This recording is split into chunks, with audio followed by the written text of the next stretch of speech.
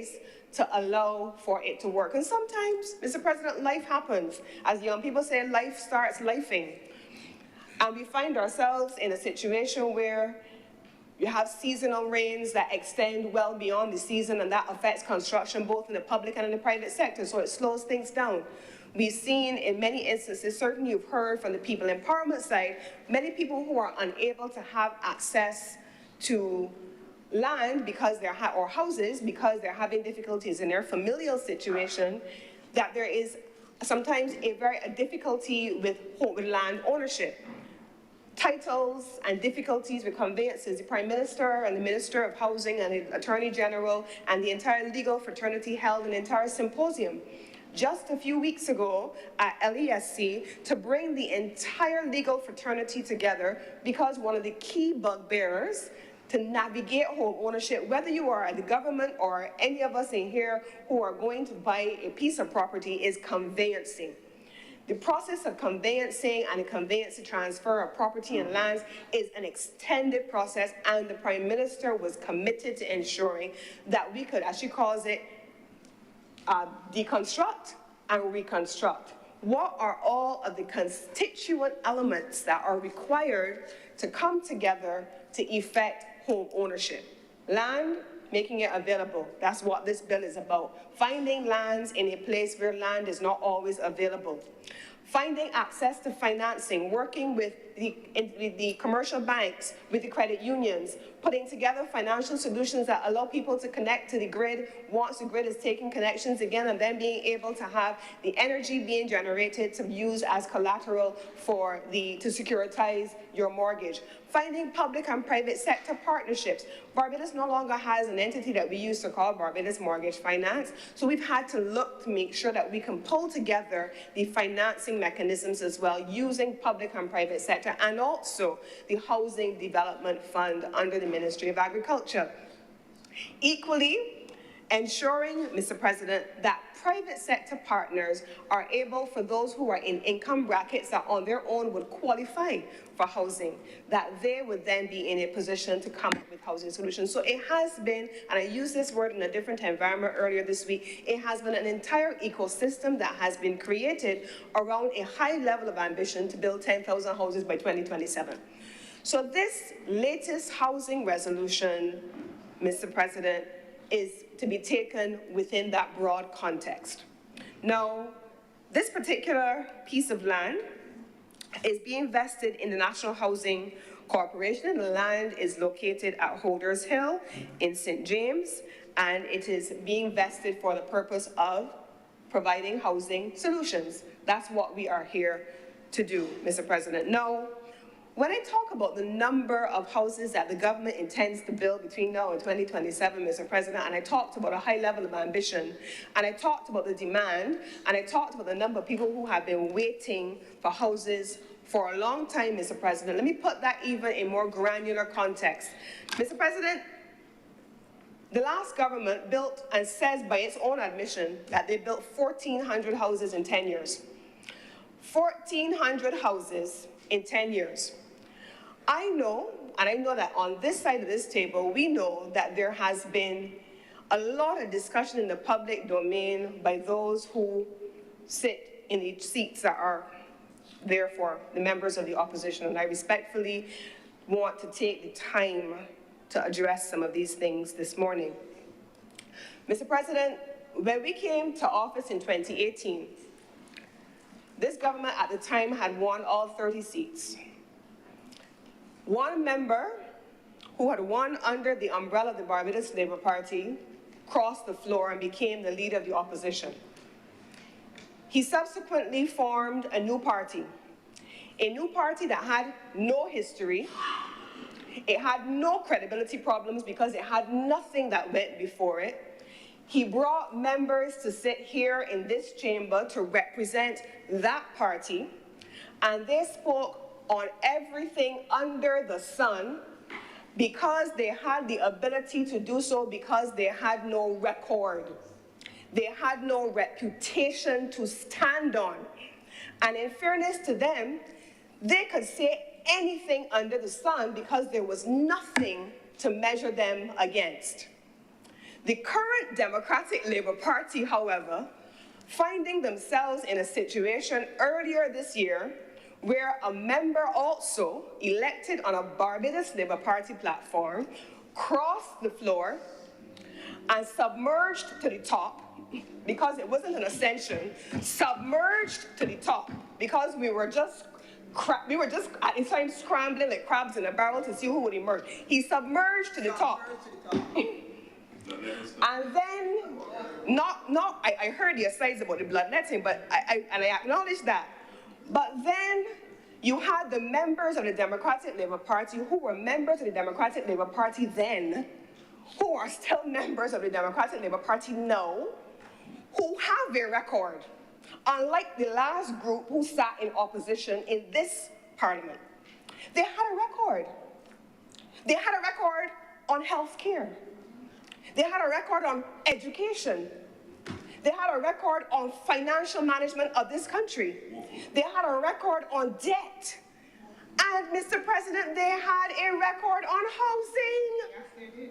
But they would wish Barbadians to pretend that we still have an opposition in this country that does not have a record for all to see. They would wish to stand with theatrics and poetics and fancy sweet talk that would make it seem as though Barbadians lived on planet Pluto in the last 10 years before they came to office. They want to believe, they want to behave as though, and with all respect, Mr. President, to those who are dealing with mental health challenges, they want to have almost a schizophrenic type relationship with Barbadians. They want to make us to pretend that they did not just build 1,400 houses in 10 years. They want to speak on matters relating to agriculture and taking up prime agriculture land and using it for residential housing. Well, maybe, Mr. President, that is the reason why they didn't build houses during the 10 years that they were in office, because they were concerned by agricultural land. Maybe that's the reason why. But I'm not so certain, because they presided over major declines in agriculture too. That is a record, Mr. President. That's a record. They're not like the previous party that had none. And so, Mr. President, this same party would wish to speak on housing and agricultural lands. Mr. President, I live in St. George.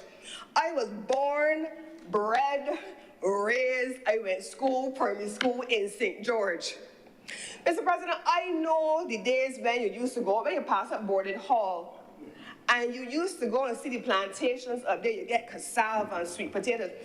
Of the 1,400 houses that they built in 10 years, 87 of them were built at Borden Hall, just above Borden Hall. It is in the St. George North constituency, right above there. They took it up and they built 87 houses. You can see them up there, Mr. President, 87 from 1,400, okay. But they built houses on agricultural land. Mr. President, the Grotto, which was also built under the last government, along with Valerie, but I'm speaking in this instance about the Grotto, that was agricultural land, Mr. President. In fact, if you listen to the planners, almost all of this country was agriculture, was in different types of agricultural land for usage, different types of activities. Mr. President, that's the fact of Barbados. In basic economics, there is a question of factors of production. The factors of production is what is discussed in economics. Economics 101. Land is one of them. Labor, capital. But land is finite. So Barbados has a finite amount of land, and there will always be a competing use for agriculture, residential, recreational, and different types of uses. And that is not something to be politicized, because every single government in this country, including any Democratic Labour Party government, will always have to navigate on the advice of their technical officials in planning how to find the balance between agriculture and residential needs, because the same people who approach this government for housing solutions, and the same people, Mr. President, who were on the NHC list for how many umpteen years, Mr. President, will approach members of either side of the political divide begging, asking, pleading for help. In our most densely populated and urban corridors, Mr. President, they will approach and ask for help in thinning out the density of some of those communities. Mr. President, you have people who are at the top, perhaps, of the income ladder, who are now having conversations with their families. You call them what? Empty nesters. Children have gone off, they're living their own lives, and the houses that they bought and built how many ever years ago suddenly seems to swallow them up because there's just more room than they need now when it's just two people or just one. And they're having a conversation around downsizing. But the reality, Mr. President, is that there are people in this country who are living in two-bedroom houses, one-bedroom houses, and there are 16 people in some of those houses, and the density is intense, and with it the social challenges that result. And so when the government starts to look at housing solutions, the government is not looking only at those persons who now need housing or who don't have housing at all. The government can't only look at those persons, Mr. President, who do not have access to a house of their own and have it as an ambition. The government also has to look at those who need it, those who live in houses where the population density is too intense, and it leads to other negative consequences. And so housing solutions have been mapped to be able to treat to the needs and the demands of the people of Barbados. There's no one in this room to whom the housing program for the government caters. No one sitting around this table. It's not for any of us. Everyone in here works, has a full-time job, manages companies, is in government, is a business owner in some instances. They are those who the state does not have to provide for. But for those of us who have spent time traveling the world, I remember going to, and my sister went there, my Senate sister went there very recently. I remember the first time I went to South Africa, and I went to the prison where they first held Nelson Mandela. And there was a sign, or it was an inscription on the wall, and it said, a society is known, a nation is known for how it treats the most vulnerable among it. Housing solutions are, in this country, as I understand it, historically, not just now, but always, for those who are to be considered the most vulnerable. The most vulnerable. And so the most vulnerable will constitute those persons that I have been describing. And the housing solutions are for them. Mr. President, I remember when West Terrace as a development was being built. I remember being a young girl and going with my mom to see the houses at West Terrace. She, a secretary in a secondary school, St. George Secondary, for all my life, she was interested in home ownership too. She also wanted to own her own home. And she, like many others, was a public servant. And she wanted to see what the options were for home ownership for her and to be able to ensure she had a start for her only child, me. Her journey is representative of so many other Barbadian single mothers, single parents, male or female, who want to be able to own a home for them and for their children. And that is what these programs are designed to do, Mr. President. So in this case, the land that we're speaking about was previously used as the Bullens Agricultural Station. This was used back in the day for the production of flowers and ornamentals. And this is, when I say the back in the day, I'm talking about as far back as 1948. The Barbados that we are on the cusp of celebrating another year of independence tomorrow is a long way away from 1948.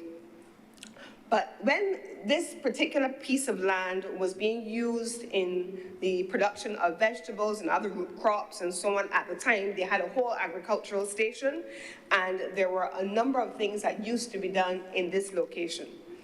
Those activities continued for around 35 years until 1983. 1983, it was closed, and the activities were discontinued at that location. And I want to be very clear, the activities at that location were closed in 1983. But the activities continued at a new location in 1987, when they then undertook the responsibility of finding a new location for an emerging ornamental horticultural industry.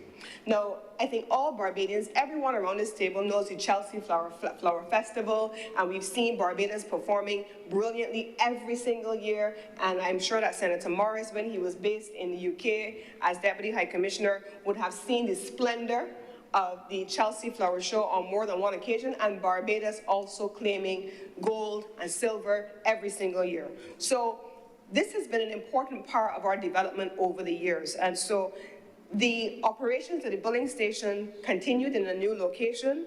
They continued to provide support, including technical advice, to cut flower farmers all across the country.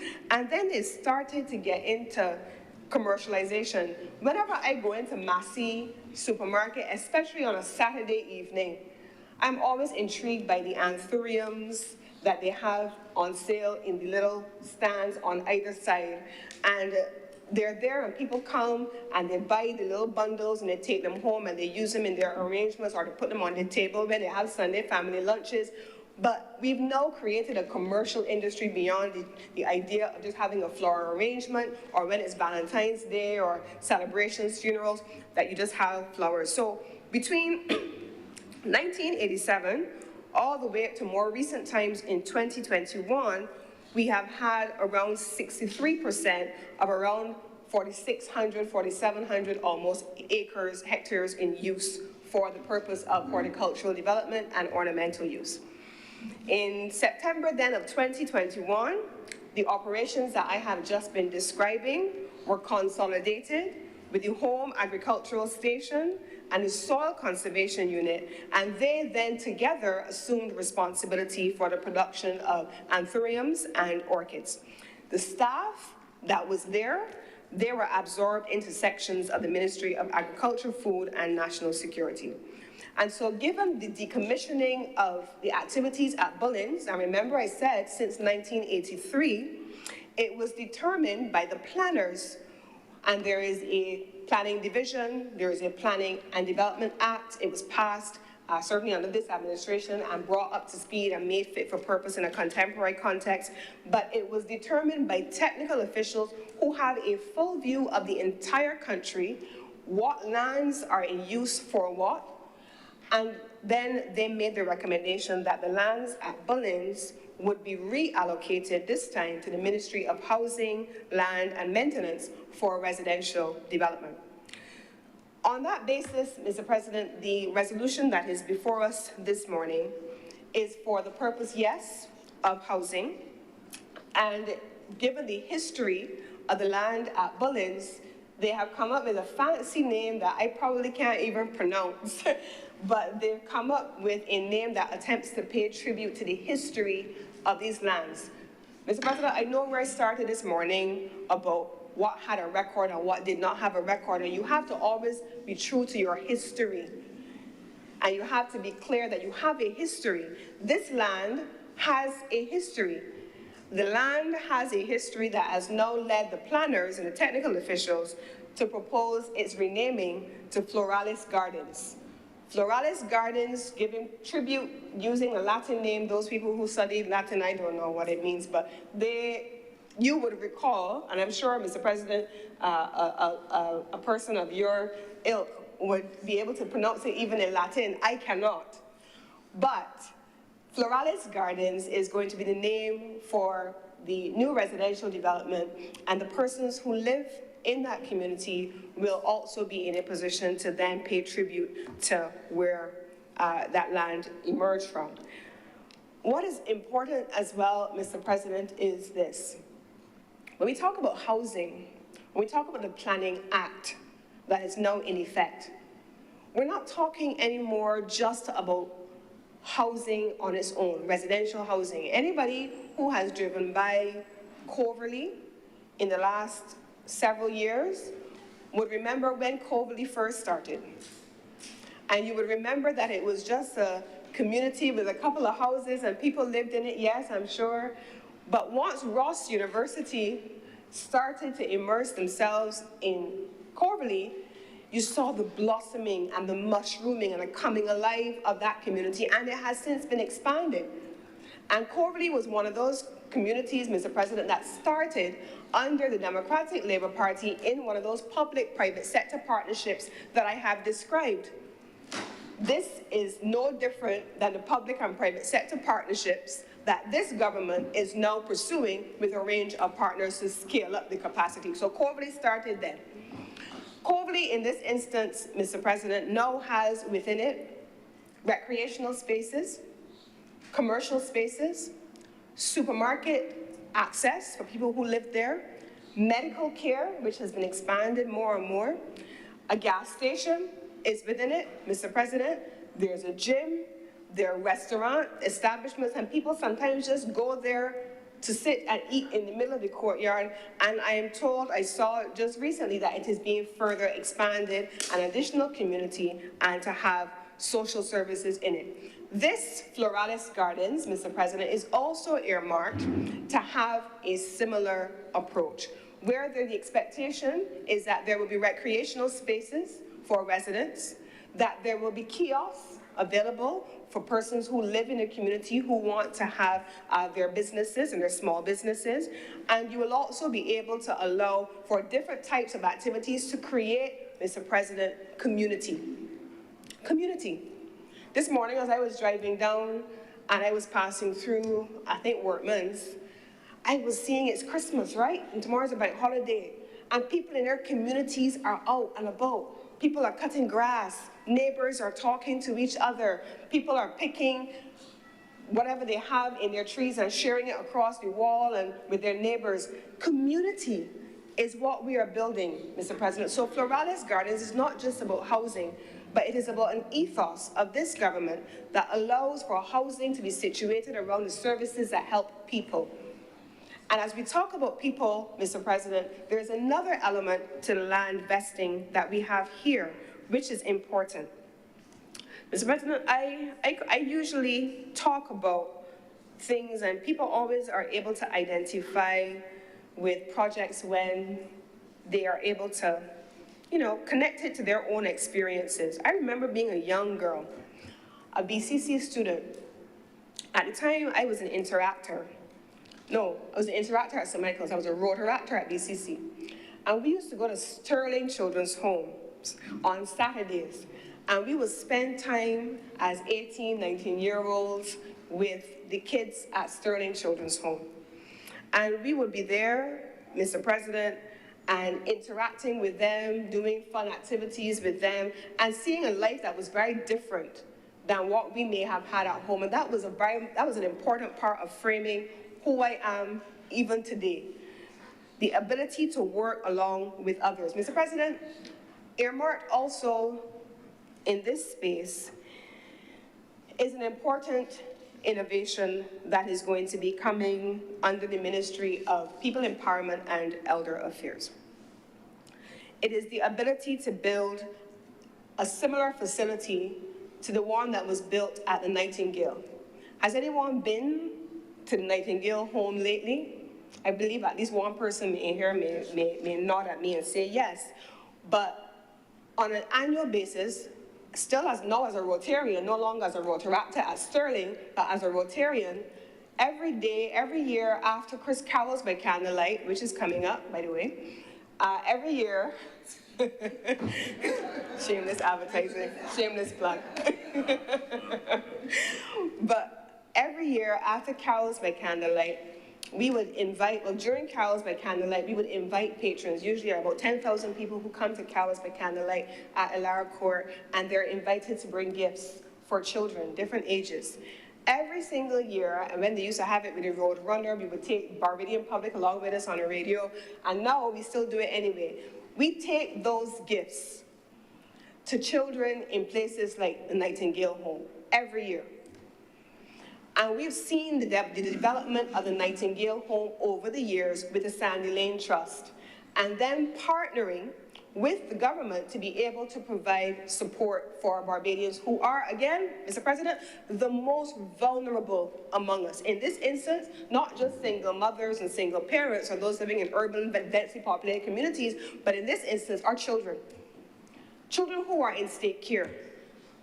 And so in this instance, Mr. President, you can expect to see in this location, on this vesting, an extension of the extraordinary work that has been done by the government and the Sandy Lane Trust at the Nightingale Home. So it's not something that we have just dreamt could happen. We've seen it in living color. It's there. And it is being replicated now in another location, this time for children above age 12. Mr. President, this is a government that is making sure that in its imperfection, because there's no perfection except for God. And we've never claimed to be perfect. And I actually say, Mr. President, and I don't know if you're a married man for a long time, it irritates wives when they say, when husbands in the middle of an argument say, I'm not perfect. Who asks you to be perfect? Whoever asks you to be perfect? Anybody asking you to be perfect? That's not what the requirement is. So we as a government would never set ourselves up as being perfect. You could try. You could try. What we have set ourselves up to be is ambitious. What we have set ourselves up to be is persistent. What we have set ourselves up to be is committed. What we have set ourselves up to be is determined to start the things that we have finished. What we have set ourselves up to be is that government that when we decide you're going on the road and you're about a roadblock, you decide you can't go straight, you may need to turn left and come back around and come to a back road every morning. When we hit traffic, we may decide we can cut through here and cut through there and come back onto the same road to get to the same point. This is what this government does. That's what this government does. And I can guarantee you that if the Democratic Labour Party, who pretends it has no history and speaks as though it speaks with a forked tongue, attempts to speak about this government, they had better acknowledge from the very outset that if 1,400 houses were built in 10 years, and now in... On a point of order, Mr. President, I think that the Honourable Senator is misleading the House when she says that the Democratic Labour Party speaks with a forked tongue. Thank you, Senator Barrow. Please proceed, Senator Kelly. Thank you very much, Mr. President, and I continue. Mr. President, if in 10 years, 1,400 houses were built, and in this government, we can already in 2+ years cite the completion of over 1,300 in 2+ years, almost 3 years now, and we are continuing to build over time.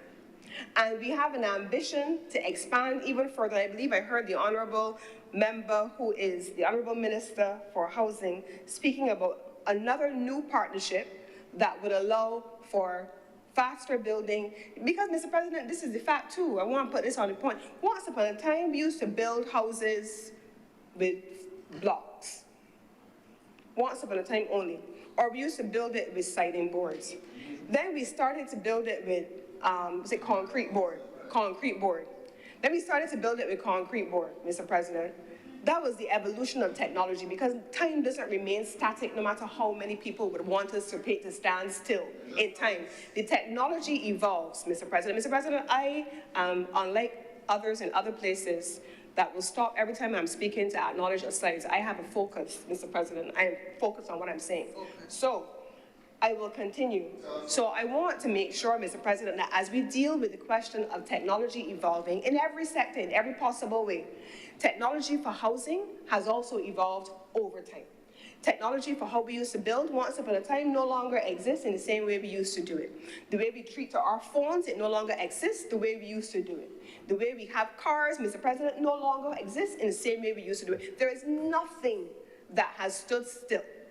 Everything has evolved, including the technology for building houses. And one thing that has been clear from the presentations made by the Minister with responsibility for housing is that they have been committed to use old techniques combined and alongside new technologies, new transformations, new innovations, and so that is why you have seen steel houses coming into effect.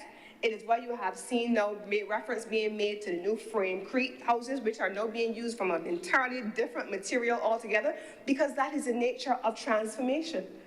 The world is moving at a pace that it cannot keep up. Mr. President, I sit in an energy sector every single day. And as recently as this morning, as I was driving down to Senate, there was a presentation, there was a news story where an engineer was talking about how batteries, when electric cars first came into Barbados, what they were like and what they are now, Mr. President. So anybody who speaks with some glee about times long past and construction materials now being used that are weird in some way is living in a parallel universe that is not in reality with us. Technologies for building have evolved, and this government is committed not just to increasing the building of housing, enfranchising persons who want to live and own those houses, including lease-to-own options, which are also on the table, providing financial options for people to be able to become qualified, ensuring that those who are in the lowest income bracket are able to own their houses as well, even if it is on a lease-to-own, Mr. President. Finding new ways of collateralizing mortgages using energy, for example. Using, yes, new technologies like steel and frame-crete to be able to increase the number of houses that you can build quickly and at the same time, Mr. President, that will allow people the dignity, not just of owning their own homes, that can be a dream, but the dignity of living in a place that they can be proud of. Aesthetically pleasing properties, Mr. President. In some instances, there are single-family dwellings, standalone houses. But I already cited that Barbados has finite land access. There's only so much of it. So it means that you can't just always spread out, but sometimes you have to go up. And it is on that basis that you have heard the Minister with responsibility for housing and the Prime Minister speaking about quads. Multi-story complexes. I drove by the London Bourne Towers this week, and they are beautifully repainted, and it's beautifully redone. And I saw that the hoarding has also gone up. Equally, as I talked about community and community around residential housing, I can see that the Ministry of Sport and Community Development right next to it has also begun construction on the long-awaited community centre right next to London Bourne Towers. It is a continuous expansion by this government, not just of housing, but of community development all across this nation. And by the time I sit, Mr. President, in 2 minutes, I am certain I'm going to forget. I'm going to remember things that I forgot. I probably haven't spoken about the Durvilla hardwood houses yet. Mr. President, I haven't spoken about them. I haven't talked about the partnerships with Guyana where that different type of technology has been involved, has been included. I haven't talked about that, Mr. President. So I am comfortable that when this government speaks about its housing program, that its record, its ambition, its commitment, and we are still in progress, cannot be questioned, Mr. President, but as we move through the process, I am certain that we will find ways and areas where improvements are necessary. And as I say all the time, we have never attempted to be perfect. When we see areas for improvement and they are given constructively, Mr. President, then we are most certainly, and we have had so much feedback from the various contractors and persons who are working in the field. This is the final thing that I want to say, Mr. President. Mr. President, when we started as a government to look at the housing program, when we started to look at the public sector investment program, and we started also to look at the private sector investment program, especially the large number of hotel projects that are under construction as we speak. One of the things that the government realized very early on was that we would have a capacity problem, a skills problem. What we were experiencing in that sector, in those sectors, was happening at the same time, Mr. President, as Guyana was having a boom. And Guyana was having a boom in construction. Right now, I believe there are 8 hotels under construction in Guyana and more on the cards. They are building at the speed of light. They're rebuilding a new airport, rebuilding new conference facilities. All kinds of expansion is happening as a result of the oil boom.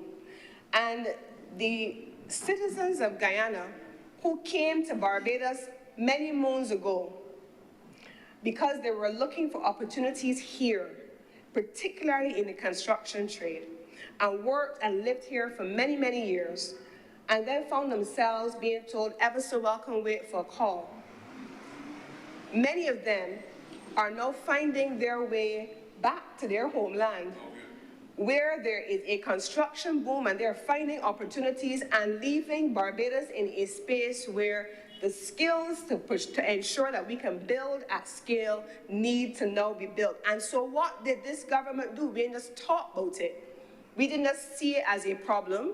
We are the government that sees it, faces it, and fixes it. That's our record. And so this government then introduced something called the Construction Gateway. And the Construction Gateway project is meant to ensure that we're able to produce the skills all the way up through apprenticeship and then ultimately attachment so persons can work with skilled and developed artisans so that we would have a cadre of persons to work on these projects over time to allow for Barbados's construction development to continue apace. Are we still having a shortage of skills in these areas? Yes, we are. We always knew where we could find a Guyanese joiner, a Guyanese carpenter. We always knew where we could find them.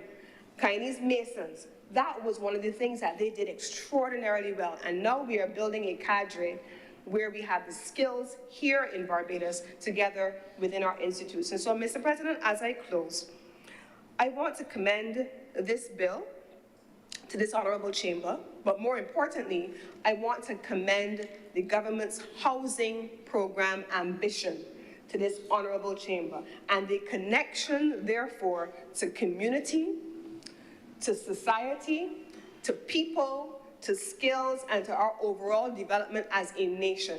And we do so, Mr. President, on the eve of our anniversary celebration tomorrow. And with these not so few words, Mr. President, I beg to move that this resolution do now pass.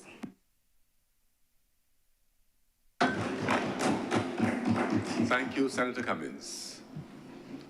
Senator Walters. Good morning, Mr. President, to all senators present. Happy Independence to all, and to all Barbadians as well. Happy Independence Day to everybody. Mr. President, I wish that we would have had to discuss today something that is less contentious in terms of what is on the table today. It's being at the eve of independence, I would have liked to join with these others on the other side to maybe give comforting words to Barbados and give a different message. But as you can see, I am now forced to defend a lot of what was said, especially about the Democratic Labour Party, as we discuss this resolution. A lot was said about housing, and a lot of justifications were given by the leader of government business. I think if we are being genuine about this resolution and the concerns around it, Bajans, I think, are concerned about the level of food security in the country. I think that's a genuine concern. It has been a political issue as well, but it is a genuine concern. And I think if the government has seen it fit to take arable land when the country is having these type of conversations and turn it into housing, they should at least give the assurance to Barbadians that agricultural production is safe in the country. I don't think that's too much to ask. That you're shifting use of land. We are currently in a crisis of high imports of food and vegetable produce, scarcity of that produce, the high cost of that produce. So it is, as in so much as we want to reduce it to a B versus D scenario, these are genuine questions and concerns that the public has. And I think that this government owes the people of Barbados, the assurance by explaining and showing how agricultural production is safe in Barbados. Straightforward. Very simple indeed, Mr. President. But as we move from the agricultural worry to housing and the Ministry of Housing and Lands, etc., we are told of the use's ambitious plans to build 10,000 homes in 5 years. In this chamber, we hardly felt the strong politics of what the Dems didn't do or did. But in every conversation now, it is very forthcoming about the record of the DLP compared to the record of the Barbados Labour Party. Don't start things you don't want to finish, we are told, Mr. President. I didn't start it, at least not today. But I think I will finish it as my presentation. You get the last word, but we'll see. But the point is, sir, is that the facts are that this government, over the last 6 years, and they get on as though they were in office for 2 years. They were in office since 2018. Since 6 years, they have built less than 500 new homes in this country. New homes, meaning homes that have not existed and that represent a new opportunity for Bajans to live in. The minister is on record stating that 974 houses were built by the public sector. If we deduct, sir, the 553 rebuilds from the passage of Hurricane Elsa, we are left with 421. 421 houses, new homes, and again, to define new homes, a house that represents a new opportunity for a person that did not have a house before. You are around 421 new homes built by the public sector, which represents at least, on average, I use an average, is 70 a year. They would want to condense into 2 years and worry because maybe they have not done anything for the first 4 years. But it represents 70 per year. And now has a plan to tell Barbados that they are going to build 2,000 homes a year. Mr. President, it is not ambitious. It is nonsensical.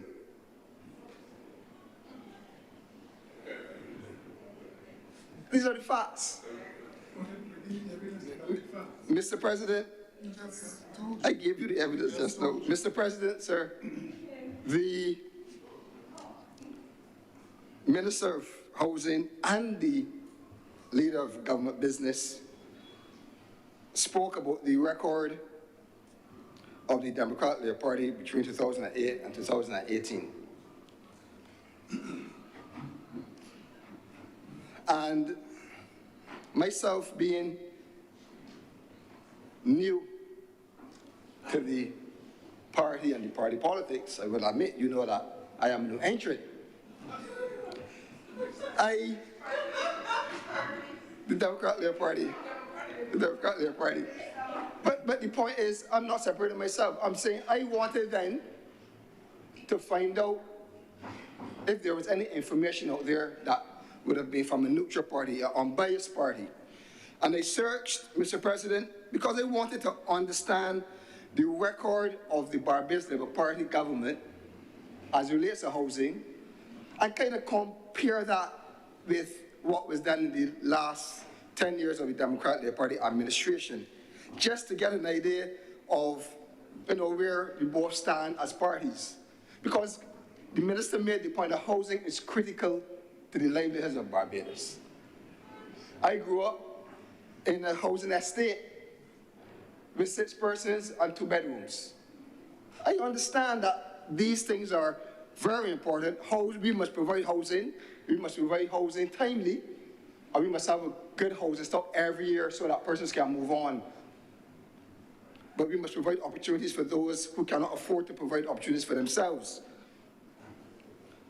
So I came across a special audit on the National Housing Corporation, August 2009, that looked at the housing program of the Barbados Labour Party between April 2003 and March 2008.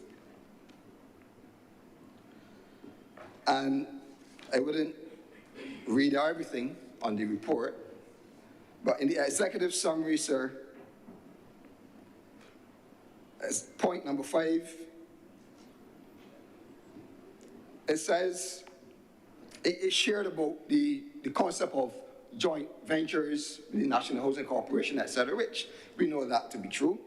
But it said, to assist these developers, the corporation entered into agreements whereby the firms leased lands from the corporation, and these leases were then used as collateral by the firms to obtain financing.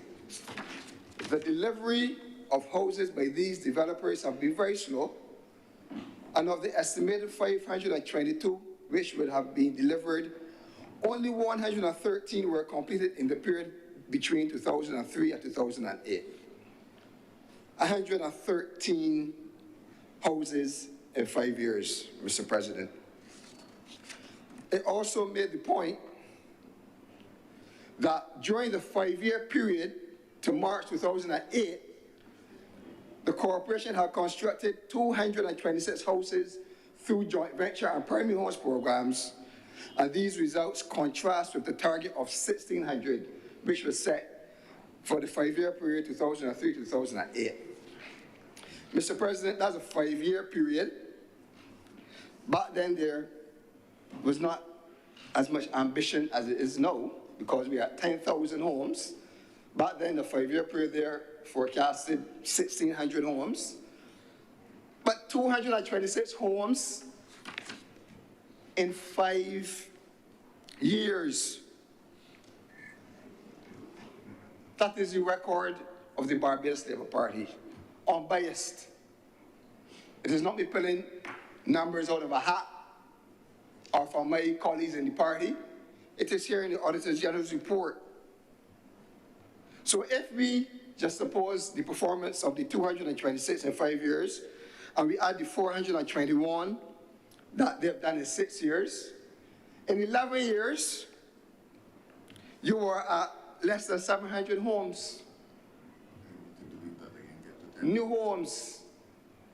Yet 10,000 homes are promised, and it's still defended. They're good at promises. Still defending it. Mr. President, this is, Barbadians want to hear the truth. They want us to be practical. They want the government to be practical in what it is promising.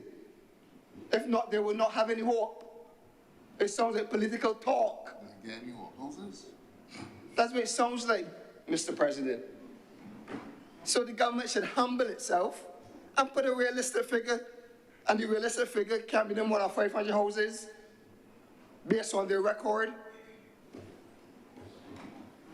So please be honest with the people of Barbados. And all the fans about ambitious and they're not perfect and all that. They're not consistent. They're consistent because they're consistently providing very little housing. But that is the reality, sir. And as you will know by now, Mr. President, it is not so much that I need to defend, but I think it is important that we put the facts on the table. And as the record of the Democratic Labour Party was put on the table this morning, Mr. President,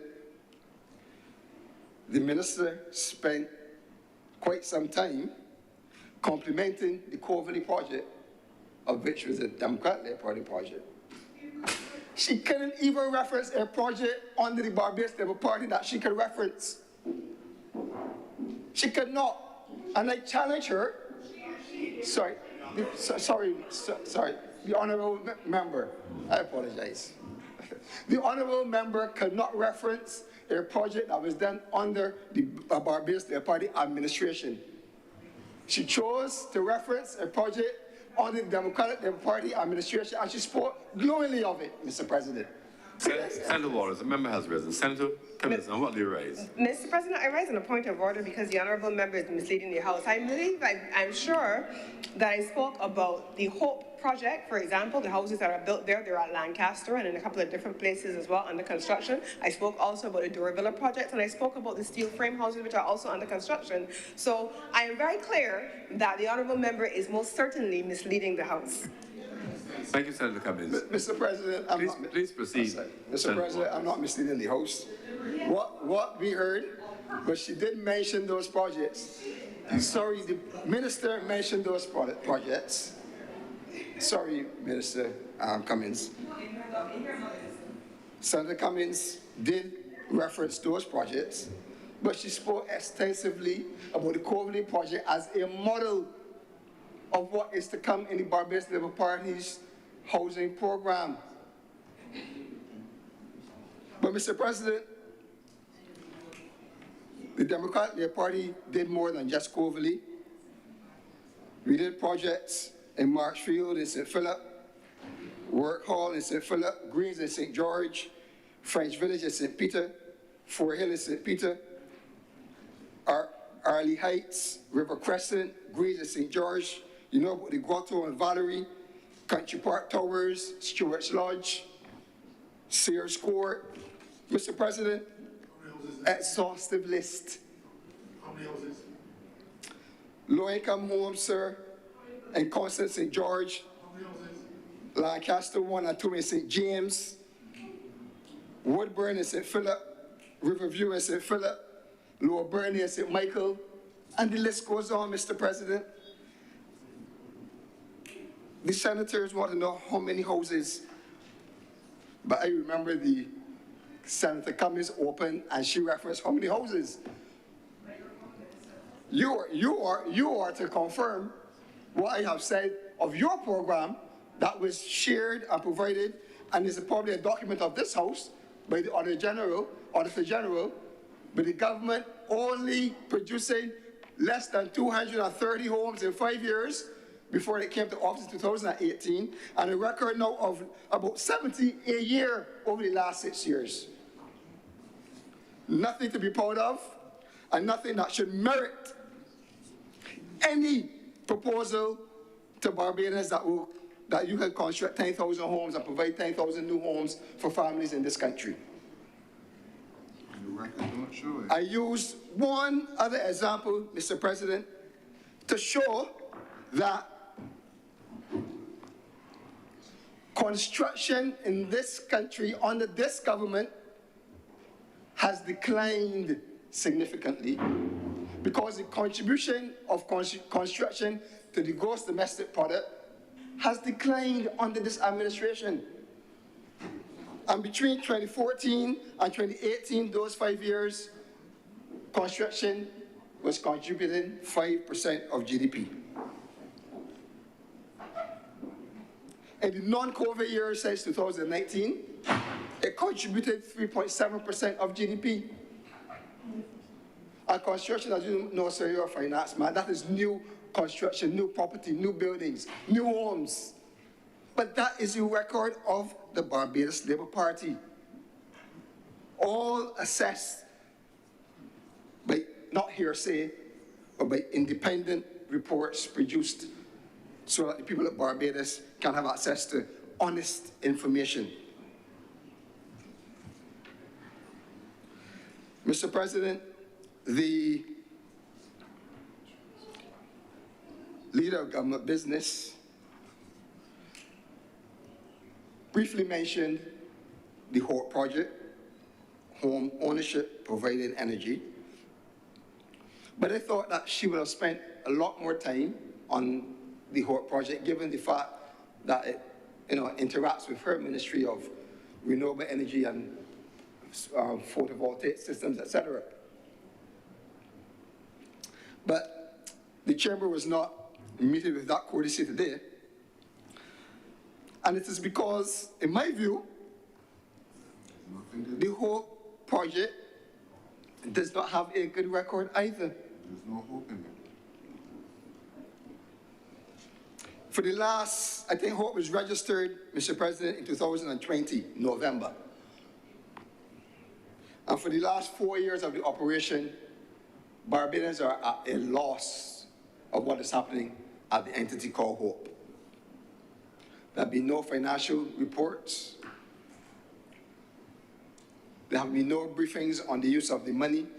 Monies of $60 million have been allocated from the Housing Credit Fund and placed at the mercy of HOPE.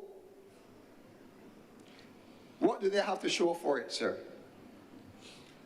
148 homes, we are told.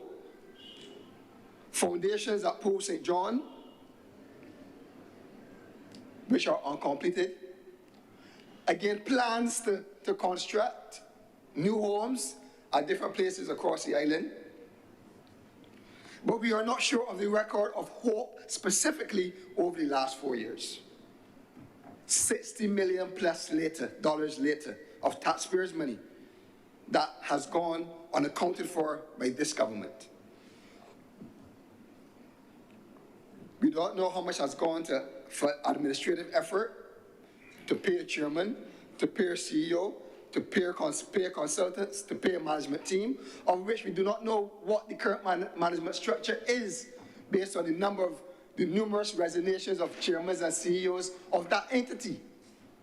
So Barbadians are at a loss, Mr. President, on the financial standing of HOPE and where the $60 million that have been entrusted in that entity has gone.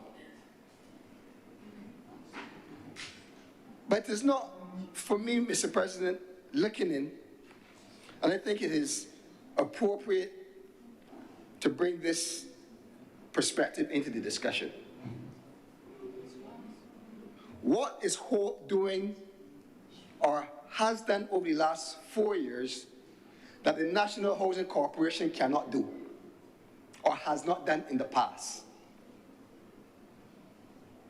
If any of the senators on the government side can explain to Barbados what has HOPE done or doing that the National Housing Corporation cannot do or have not done in the past. Identify possible locations for new housing.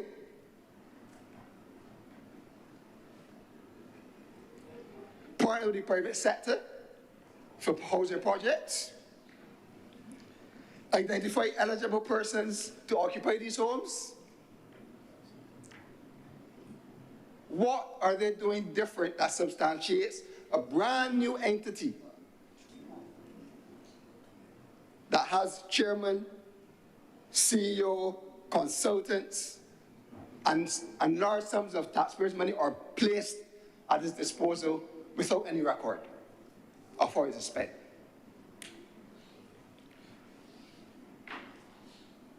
What is also significant that I came across, Mr. President, in this independent report, right, Senator Cummins, is that it spoke about the practices of the Barbados Labour Party as relates to housing.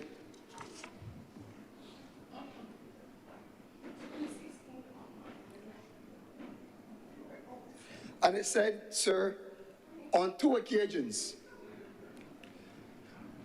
lands for which the infrastructural development was funded by the National Housing Corporation were placed under the control of private developers for allocation to potential buyers.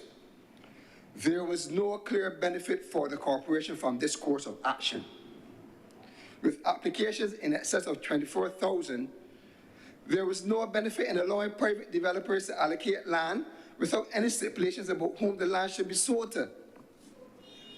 Why are you taking responsibility, Mr. President, from the National Housing Corporation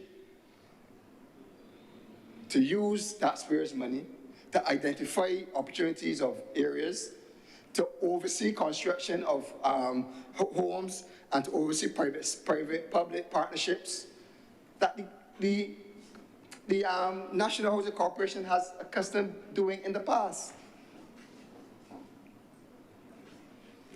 It also said, Mr. President, we have to want to know with this same whole project, because we hear about confusion at Pool St. John, where work was started and then stopped. I have to know, we don't know why.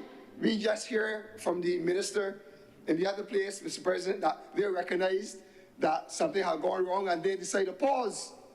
But they have now gotten it rectified.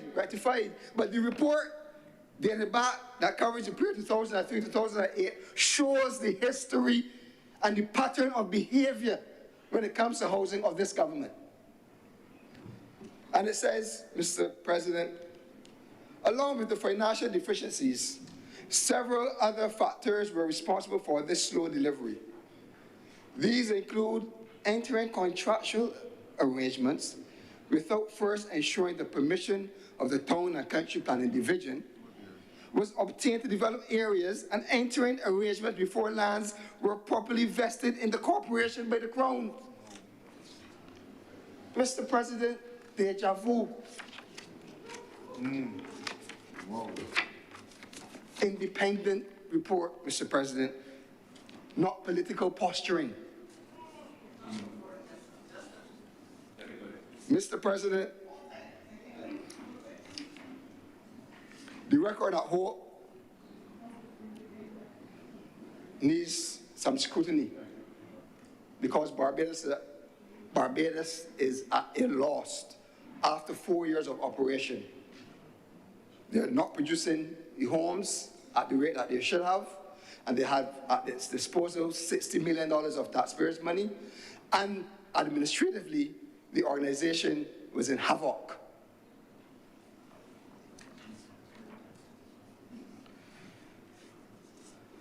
Mr. President, the Barbados Labour Party has signaled here again today that the direction that they are going is one of technology,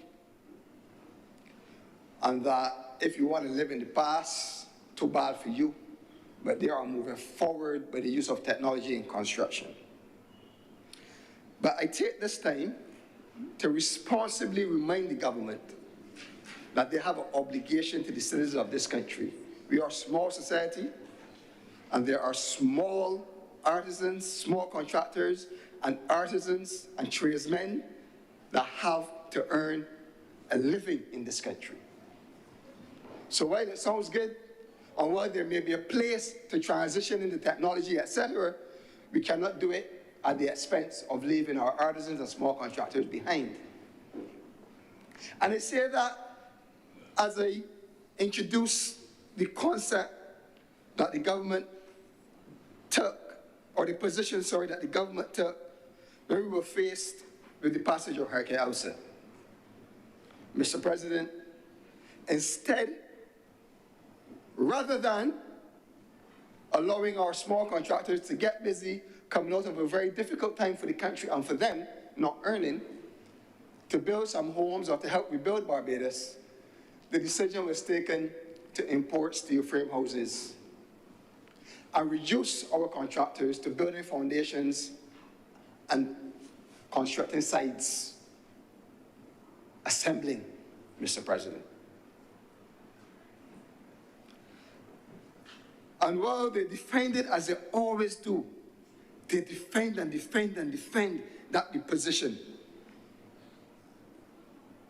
Where are we 3 years later, Mr. President, when only 51% of those homes are complete? 51%, 3 years later. After, at his disposal,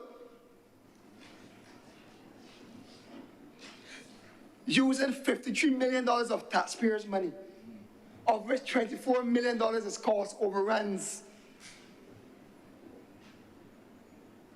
Mr. President, do you believe somebody deserves firing for that? You have a project originally costing the government $29 million, and moved to $24 million 3 years later with 51% completion. And disenfranchising small contractors and artisans at the same time.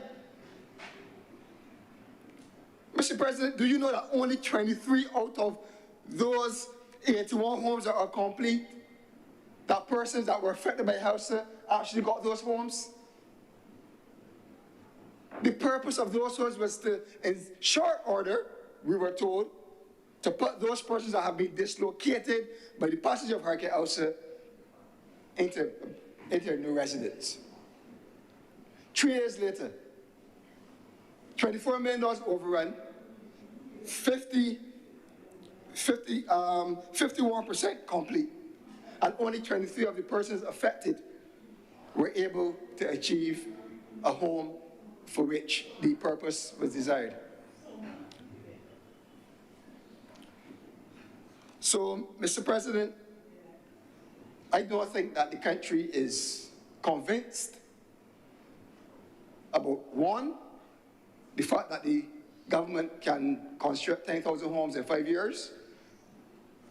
Two, the fact that they utilize the funds that are put to their disposal by the hard taxpayers' dollars are being used efficiently and effectively. And three, that during this process, our uncles, fathers, brothers, cousins are being disenfranchised because they are being reduced to being an assembly line and a group that can only do a foundation. The minister, Mr. President, said I didn't have enough time to speak about the houses from Guyana and all these things. But again, same program, different system. 1,000 pre-constructed wooden homes from Guyana, announced in June of 2022. We have had no firm details, Mr. President, on the status of that project. What we know is that in sometime of September 2022, the officials at the National Housing Corporation said that they were getting ready to receive the first batch of 350 homes. What we also know is that in January of 2023, we heard that they were getting ready again to receive the same first batch of 350 homes. We don't know how many came. We don't know where they are, how much have been occupied. We don't have a report on this activity. The original cost for this project, we don't know the full extent of the cost, but we know the first $350 million was supposed to cost the government $20 million out of the Housing Credit Fund. Again, no account. It's 2024, November 29th. But we were left to guess. But the government was saying they don't have time to share the details and to talk about it. We want to understand where we are with this project, how much money has been spent so far, how many houses are here, and what is the plan for the remaining 1,000 homes. But we also want to plead with the government, Mr. President, to use the local artisans and small contractors we have in this country. The minister, Senator Cummings, also alluded to the fact that a recent trip to the US has revealed some new technology that the government wants to, but it was in the US, it was in the media, it's the USA, and the minister referred to it as well, right? So, and again, technology and all that. But how are we affecting our livelihoods in such a small economy? And we have a minister of small business who sits in this chamber. At least I thought we did, Mr. President. But we don't hear her raising, the Senator Cummings raising the issues on behalf of the plight of small contractors. Mr. President, I raise on a point of order. The honourable member is misleading the House. I would say that I am not certain it is his intent to do so, but I would not be sure that I would be correct. Mr. President, I am certain that in my presentation, I did say that the government was using a combination of large and small contractors, and that it was clear also that in order to achieve scale and to build a number of houses in a limited time frame, that there were large contractors provided for that purpose, and that small contractors, where they could come and begin to build, once they completed that, they would come back and have additional contract. I was very clear that I said exactly that. So it is misleading this chamber to say that I did not speak about anything relating to small contractors, because that is not correct. Thank you, Senator Cummings. Senator Waters, please continue. Mr. President, what I meant to say, let me explain it properly, Mr. President. Because I agree, I did hear the senator refer to the fact that they were engaged small contractors. I have, nothing deliberate. I have just explained to the chamber that the trend of the government has been to bring in pre-built steel frame homes from China, pre-built wooden homes from Guyana, and this has a direct implication to the work that small contractors and artisans will have if they were to build these homes from scratch in Barbados. And I have not heard the minister on that specific plight to defend those small contractors and artisans as relates to the amount of work they will get in terms of the volume of work, not just building a foundation or being a part of an assembly line, Mr. President. But, Mr. President, the Ministry of Housing and Lands has a greater responsibility than simply construction of new homes. And when I had in my notes from yesterday evening, late, to discuss a matter that has just appeared this morning, and is very timely, that we can now hear the cry of a lady who wants possession of her home that lives in a housing estate based on the 20-year program of the Democratic Labour Party. The government has been very silent on the program and on the transfer of those homes to those persons who are entitled to them. But what the government is also very poor on, Mr. President, is the maintenance of these programs, of these estates. And while I commend them, so you don't have to get up and shout and keep enough noise now, I commend them for doing the rewiring in the estates. I commend them for doing the rewiring in the estates. But I happen to come from a community, Mr. President, that has 4 housing estates: Ferniehurst, Dickens Farm, Rosemont, and Golden Acre. Mr. President, and I have received numerous calls and complaints from residents in these estates as it relates to the maintenance of the estates. Doors dropping off, windows dropping out, leaking in roofs, leaking in front houses. Ordinary issues that would have been fixed by National Housing Corporation. And these residents are told that NHC is broke, and that if they want anything to be done, they have to go buy the materials, and maybe the National Housing Corporation will see about the labor. These are tenants who are renting from the government, Mr. President. Yet the government has wasted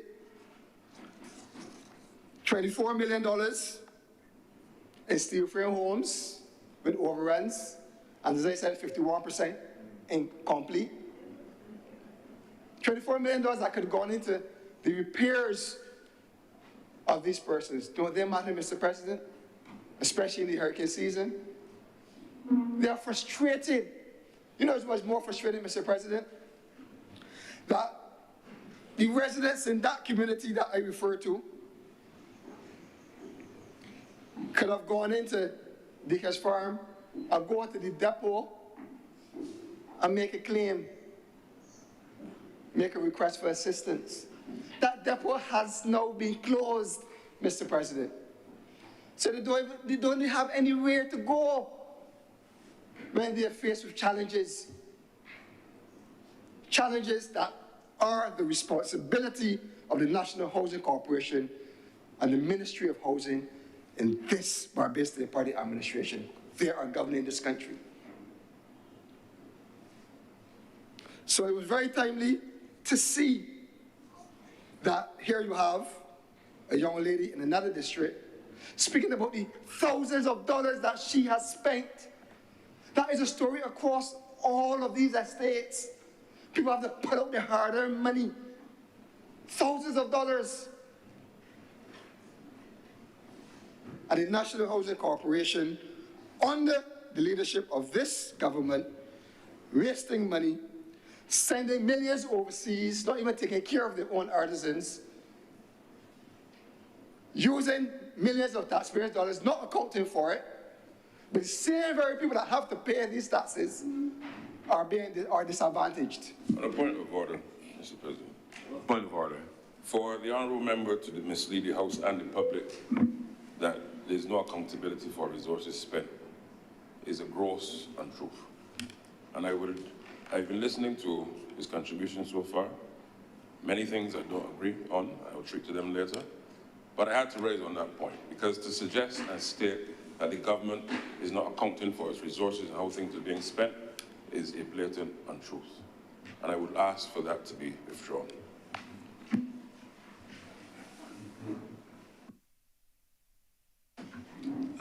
Continue, Senator Walters. I think you're expressing your opinion. Mr. President, if the honourable member can provide the information on the $60 million that was put at the disposal of HOPE, if you can provide a report, if you can direct myself or any member of the public who is listening to where we can find the information, then I will withdraw the statement, Mr. President. We have had... President, And what do you raise? I raise on a point of order, Mr. President. What's the point of order? Mr. President, again, I believe that the Honourable Senator continues to mislead the House. And I am aware that he is aware of the various ways that government makes itself accountable. Primarily, first of all, Mr. President, through its estimates process, the government would have, and we would have debated again in this honourable chamber, those estimates. We would know, Mr. President, as well, that there is an Auditor General's report, and again, he has quoted very much so from that report. We would know that at the end of this year, Mr. President, the government will once again go through its process of audits, go through its estimates, Mr. President, where again it will identify, again, the income and expenditure. We will know, Mr. President, as well, that as part of that process, that ministers are invited into the well of Parliament and are asked to be able to justify their expenditure and their output. So the government has a number of mechanisms, Mr. President, in order to be accountable, Mr. President, to the people of Barbados for its expenditure, Mr. President. And the continual indication by the Honourable Senator that the government is somehow not being accountable, again, is extremely unfortunate. Thank you, Minister. Senator Wallace, please continue. Thank you, Mr. President.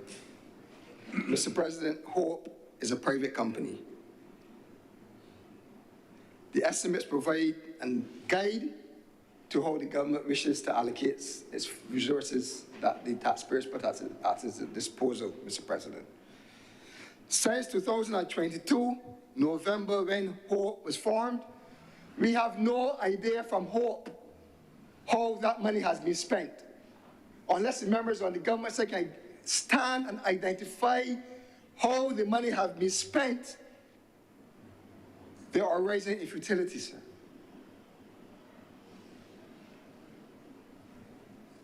Mr. President, No one is raising? I have made it quite clear that the government owes to Barbados that they should assure Barbados that agricultural production is safe given this recent transaction. We live the realities daily. Food shortages, the cost of food, the amount of importation of vegetables, etc., that we have to endure. The government has proceeded and they have not given the assurance or assured Barbados that agricultural production is safe. That's the first thing, Mr. President. The second thing, Mr. President, is that the record of the Barbados Labour Party government when in office and housing is dismal. I shared with the Chamber 70 homes per year, new homes per year, that the public sector has constructed. I shared 226 in the previous 5 years before the 2008, 226, I believe, over a 5-year period, Mr. President. The dreams and the ambition of 10,000 homes is misplaced, misleading, misguided, is ridiculous. Like dreams. Everybody knows you can be ambitious, but your target should be achievable. Yes. Mr. President, we do not know how the government spent the $60 million at HOPE. No financial records, no annual reports, no accountability at HOPE for $60 million of taxpayers' money. No accountability for the $20 million that we had to be sent to Guyana for the 350 wooden homes. Mr. President. Mr. President, by now you will recognize that I'm a reasonable person. Mr. President, the government is looking at a deficit of almost $1 billion expenditure over revenue in this year. But yet it is treating the finances of the country in this manner.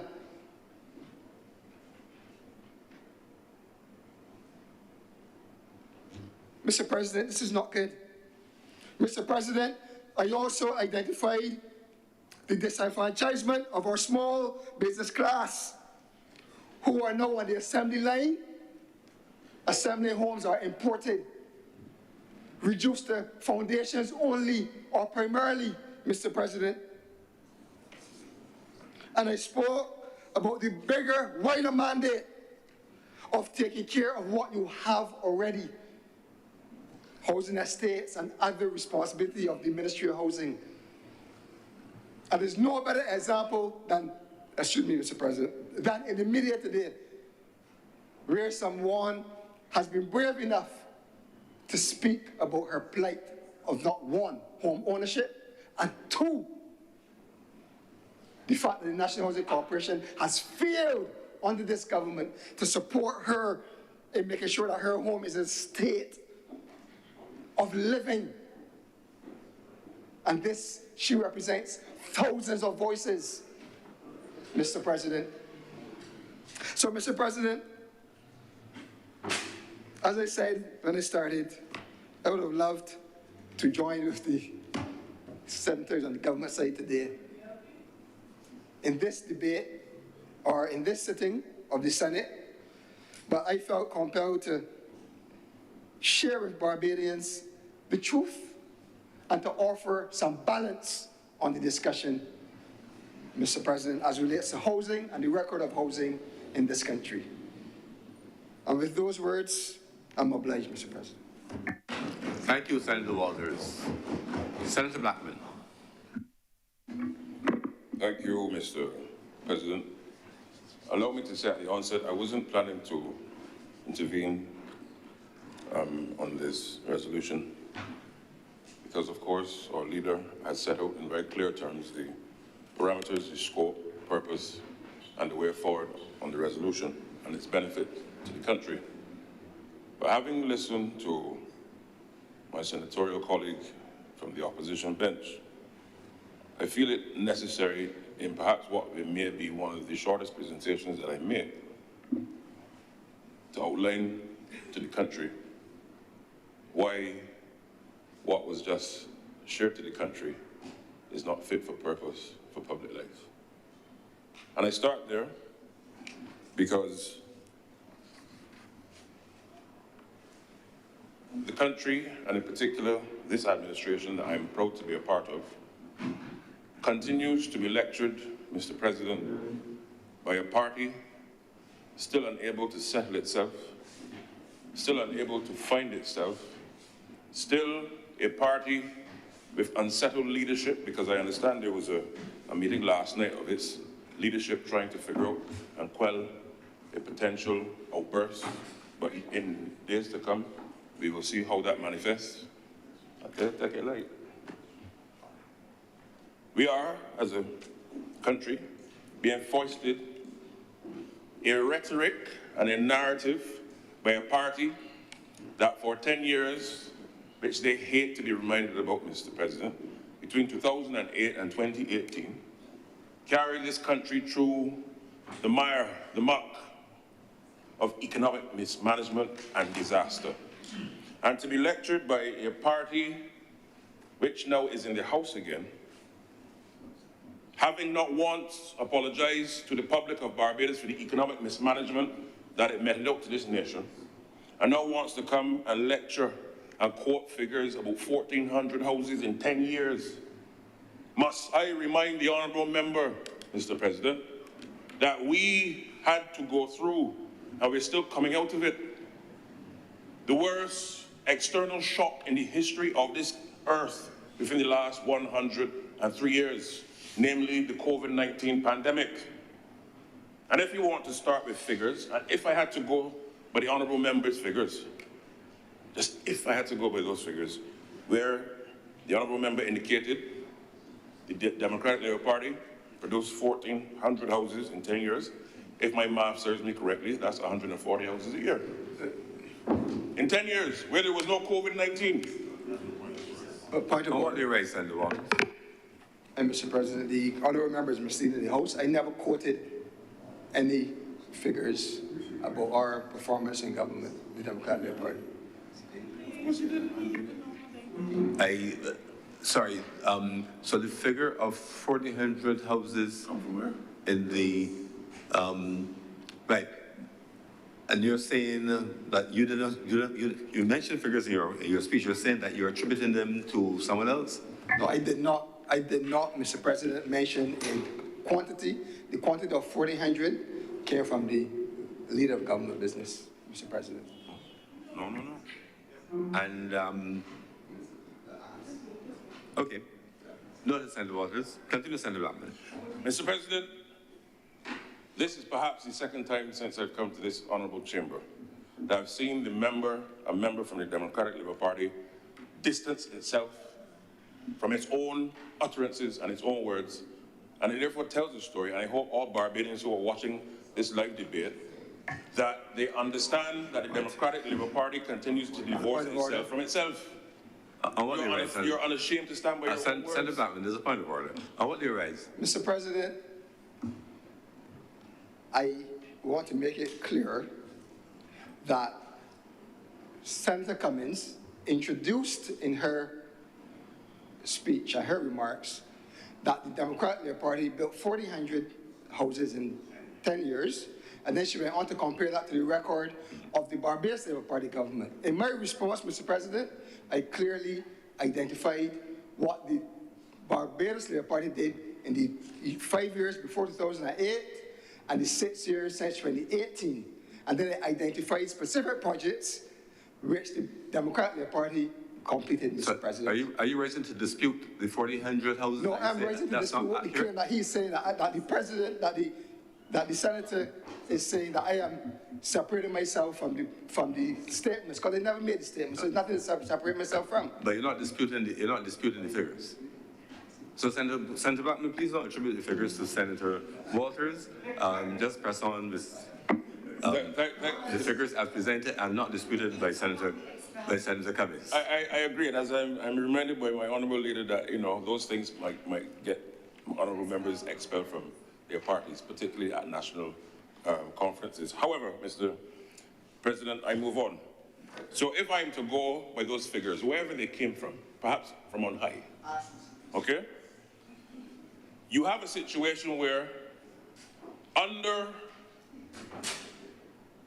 this administration, having come to government in 2018, facing 2 weeks possible of disaster if this economy was not arrested in terms of fixed, having to then go to an IMF program to stabilize after the economic mismanagement, and then after we were starting to see some signs of growth, COVID-19 came and licked up and shut down the world. And the monies that had to do a number of projects across the country had to then be deployed so as to stabilize this nation in the advent of COVID-19.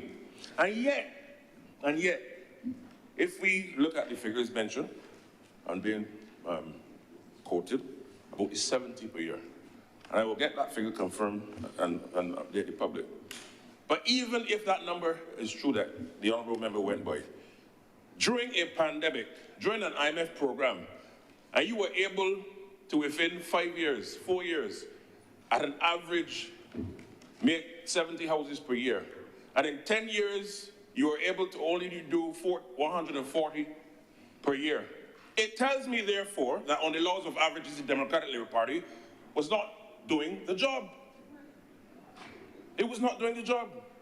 And instead of building houses, Mr. President, a number of their members were building their pocket. I get impersonal, I talk in facts.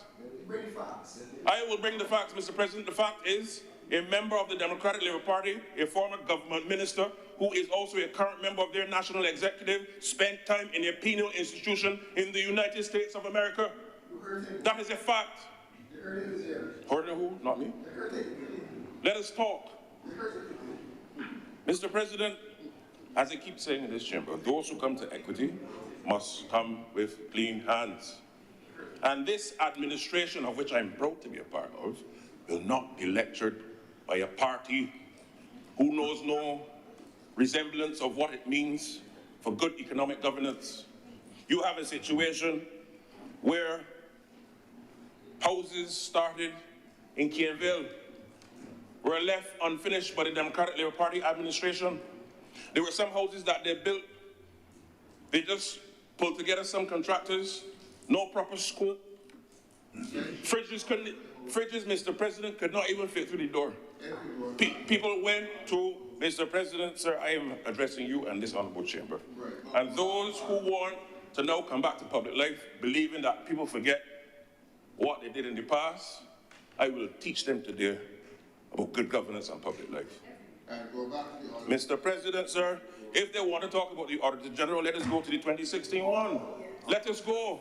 Let us go. Because I know they will walk out this chamber and not come back in here. Don't come. And Mr. President, I don't mean you. Thank you. Let us go. They want to talk about forensics. Let us go into forensics. You had a situation where there were a total of 679 repairs have been completed to date. This is not Chad Blackman's words, Mr. President, sir. This is who? Auditor General, 2016. NHC. They left office in 2018. So this report is applicable to the Democratic Labour Party. A total of, and I read from the report, Mr. President, a total of 679 repairs have been completed to date, whilst a total of 535 houses have been built to date. No problem. And when you go further in the report, you have to ask yourselves, and I encourage all Barbadians to go back to the 2016 report, because they want to start and come and want to lecture people.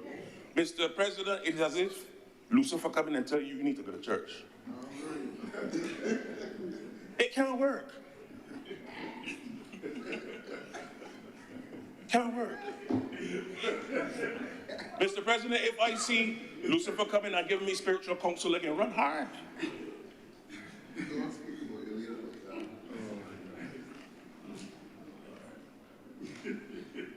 You have a situation where, and it goes on. In January 2011, the board of the NHC and the cabinet of Barbados, this is the Democratic Labour Party, approved the construction of a high-rise apartment unit for rental at several urban sites using the Joint Partnership Housing Program, Mr. President, which approved by the cabinet in 2009. These included projects at Valerie, Calamarok, Grotto, and Beckles Road, estimated at 15.799 million and 18 million respectively. Any project undertaken by the corporation should be first approved by its board before onward transmission to the cabinet for ratification. Mr. President, it says it was, however, noted, therefore there's a contradiction as we go forward. It was, however, noted that these projects were approved by the cabinet on the 13th of January 2011, Mr. President, and thereby by the board by circulation resolution between the 14th and 20th of January. Cabinet first, Mr. President. Those who come to equity must come with clean hands. Mr. President, today is going to be a long day in this chamber. The report goes on, Mr. President. There was no evidence provided, I shall repeat, this is the Auditor General's report. He says in the 2016 report, there was no evidence provided to indicate that the management of the NHC carried out the necessary financial and technical review on the Grotto and Valerie projects before submission to the board for approval. Such a review, he went on, would have assisted the board in determining whether the proposals as presented met the corporation's policy objective of providing housing for lower income persons in a cost-effective manner. The management, Mr. President, of the corporation did not go to the public tender with these projects, even though the expenditure exceeded the 100,000 threshold, then applicable under Financial Rules 1971. The tendering process would have advertised the project to a larger pool of potential developers, therefore facilitating greater competition in the selection process. But I go on a little further. According to the evidence provided, the NHC board approved the Grotto project for the construction of 67 apartment units in 3 blocks at $18 million. The circular resolution by which the project was approved by the board contained a proviso that the selected developer be requested to submit a proposal for the construction of the apartment units in 3 blocks by March 2011. It says no proposal was seen from the developer. I repeat, no proposal was seen from the developer for the construction of 76 apartment units in 3 blocks. You start this debate today, my friend, we can finish it. A proposal was submitted by the developer on the 10th of October 2012 for the construction of 80 units in 5 blocks and 84 car parking spaces at a cost of $27.85 million, which was Mr. President, which was $9.85 million more than the $18 million approved. I shall repeat, Mr. President. Mr. President, I shall repeat, and all those online, all those who are watching it later tonight in the news, I want you to hear what I'm saying. Auditor General report, which was $9.85 million more. And I hope the camera can see this. Please just focus on the chair. No problem, Mr. I'm not Sony or Nikon, I'm not on the camera. Just focus on the chair, please. As I said, which was $9.85 million more than the $18 million approved by the cabinet and the board of the NHC.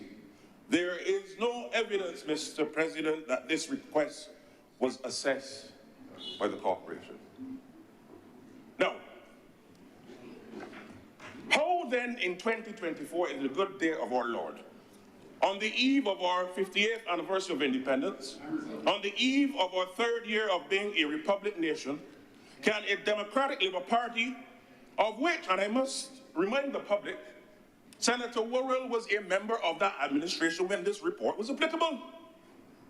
At which point did Senator Worrell then and now and thereafter in between come to the public to refute this, to apologize for it, but he's now part of an administration that wants to lecture and to give the public bedtime stories about honesty and good governance. Where, how, when? Cannot be. So I encourage the honourable members from that side to offer the public not only an explanation, but as you do in Lent, Mr. President, I would encourage, just as you do in Lent, you There's a point of order. There's a point of order. Point of Reverend Canon, just Dr. seeking some Rogers. clarity from the honourable member, because I'm following the argument. And just for the clarity of the chamber, the 18-point-something million was for 3 blocks. But when you quoted the 27 million, it said 5 blocks. Yes. So it's not the same thing. I just wanted to make that. Yes. Notice, Senator Rogers, was there any difference in the number of apartments? Mr. President, I will seek clarification and to give to you and to the honourable member and those in public so that there's no misleading at all. No. Because why? No, because I will ensure that there's clarity. Now, Mr. President, I go on a little further. On the 4th of December 2012, the Permanent Secretary requested for the management of the corporation a cost breakdown for the 18 million approved by the board and cabinet, and the 27.85 million submitted by the developer, in order to justify the request for the increase from the amount approved by the cabinet. On the 14th of May 2013, the Permanent Secretary received an elemental breakdown of the 27.85 million from the developer, but there was no evidence that a cost breakdown for the 18 million was received. Evidence seen indicates that the contract had been signed and the project commenced on the 1st of April 2013, before the Permanent Secretary received the requested information. Therefore, the Permanent Secretary's efforts to reconcile the cost increase before seeking Cabinet's approval was frustrated. I repeat, for the public's benefit. Therefore, the Permanent Secretary's efforts to reconcile the cost increase before seeking Cabinet's approval was frustrated. For the public, frustrated by the Democratic Labour Party administration and their operatives. The increase was subsequently approved by the Cabinet on the 30th of May. You have to ask yourself, why did they approve it? I'm not in their contemplation because I was not part of that Cabinet, Mr. President, sir. The point is clear. As I said, those who come to equity must come with clean hands. And one of the things that I want to support our administration on, and to thank them for, is that we now have a situation where there's confidence that has returned to the economy. It is not only government building houses, Mr. President. The private sector now has expressed confidence and they're looking to build houses across the country. And there is this fake argument that the Democratic Labour Party likes to advance and foist upon this nation. And you can't please them, Mr. President, sir. When you're building houses, you're not focused on agriculture. When you focus on agriculture, you're not providing housing. There is a balance that has to be struck. People can't eat housing, and you can't live without food. You have to provide both as your government. And this government has made it clear when the good people of this country saw it fit to remove the Democratic Labour Party in 2018 and to return us again in 2022, to forge ahead to provide housing solutions, as well as food security, and treating to it in a way that will ensure Barbados continues to be a prosperous, a holistic destination for our people. And on this whole thing about realistic and that the numbers are too large for housing, I remember, Mr. President, sir, I was a youngster, primary school, going from secondary school. And I remember in my first year at foundation school, you had a situation where the then Prime Minister and the then Barbados Labour Party having to once again rescue Barbados from the Democratic Labour Party mismanagement when they laid off thousands in 1891. Thousands, Mr. President. And the then Prime Minister, Owen Arthur, said that he will create 20,000 jobs in Barbados. Mr. President, he was scoffed at, he was laughed at, ridiculed. And within 3 years, 4 years, this economy saw the 20,000 jobs. And in 1999, the good people of Barbados returned the Labour Party administration. 29 seats, 28-2. Mr. President, you were part of that team. So the point I'm making is this. The Labour Party in its history is known for coming with tangible projections that are not only ambitious or realistic, but create a new weight class. And that is the whole point. You don't come to public life to tinker. Yes, you meet challenges and you have to readjust. But the history of this country, particularly post-independence, will always show when this country has advanced in leaps and bounds, it was under the Labour Party. We come for a big and bold agenda, and that is where the confidence of the public continues to reside on this side. You don't come to the public with any warmie, palmy, or recycled oatmeal, Mr. President, sir. Basics are accustomed now to a higher quality of life. Are there global challenges affecting things on the local front? Yes. But that is why there's governance with our representatives abroad on the front line, our government engaging at the highest level so as to ensure that there is effective space to build out our people. And I just simply want to say this. The Honourable Senator indicated that the government is not up and down bragging about the transfer of title. One of the things that remains to the core of the philosophy of the Barbados Labour Party is humility. When you look at the tenets of Brantley Adams, the founding father of our party and the father of our democracy in this country, one of the things that you're taught as a young Labour Party person is when you do good for people, you don't have to call the media every time to do no. The transfer of title, Mr. President, is not one where people in their situation don't have to go and advertise each time. This is a quiet transfer. There are times, yes, when you let the public know certain things like that. But it is not for us in this country to exploit people because of a photo op. That was the legacy of the Democratic Labour Party, and look where it ended them, out of governance. So in wrapping up, Mr. President, I can only encourage, because I understand that they have their issues to deal with on that side in George Street. A new leader may emerge, perhaps one of the senators here, and, you know, I get it. So they don't want to try to deflect and bring other attention to other things. But I want to encourage Barbadians to stay the course. Believe you me, 2025 will be a year of significant growth and development, not just in housing, but in other parts of the economy and our country. I thank you, Mr. President. Thank you, Senator Blackman. Senator Cummings. Mr. President, I beg to move the suspension of this sitting of the House from lunch until 2:30 p.m. The question is that this sitting be suspended until 2:30 p.m. today. Will those honourable senators in favour please say aye? Aye. Those against please say no. Methinks the ayes have it. This sitting is suspended until 2:30 p.m. today.